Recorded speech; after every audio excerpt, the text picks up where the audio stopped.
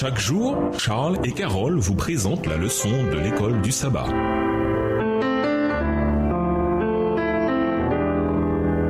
Bienvenue dans votre émission. Dieu nous parle. Nous voilà à la leçon 13, le Seigneur ressuscité. Étude de la semaine, Marc 15, les versets 42 à 47, Marc 16, Colossiens 2, les versets 10 à 12, 1 Corinthiens 15, les versets 1 à 8, Daniel 9, les versets 24 à 27, Jean 20, les versets 11 à 18. Verset à mémoriser, il leur dit, n'ayez pas peur, vous cherchez Jésus de Nazareth, celui qui a été crucifié. Il est ressuscité, il n'est pas ici. Voici l'endroit où l'on l'avait déposé. Marc 16, verset 6, version second 21. La crucifixion de Jésus a sonné le glas des espoirs et de la foi de ses disciples. Ce fut un week-end sombre pour eux, tandis qu'ils étaient aux prises avec la mort de leur maître, mais qu'ils craignaient également pour leur vie. Jean 20, le verset 19. Dans Marc 16, le dernier chapitre de son évangile, nous examinerons les événements qui ont suivi la mort de Jésus. Premièrement, nous examinerons la chronologie de la résurrection de Jésus et la raison de la présence des femmes au tombeau en ce dimanche matin. Les adventistes évitent parfois de parler du matin de la résurrection à cause de la manière dont on s'en sert pour justifier la sainteté du dimanche. Mais nous verrons au contraire combien nous pouvons nous réjouir de la résurrection du dimanche malgré la fausse théologie que l'on en a malheureusement tirée. Deuxièmement, la leçon explique les premiers versets de Marc 16 en associant ces paroles à un thème qui parcourt tout le livre. Nos études de lundi et mardi examineront ces concepts. Troisièmement, et pour conclure la semaine, nous examinerons mercredi et jeudi la fin de Marc 16 et nous réfléchirons à la mission qu'elle met devant nous. Pour conclure, nous lancerons un défi au lecteur de Marc pour que lui aussi apporte l'évangile dans le monde entier. Au revoir. Et à demain si Dieu veut.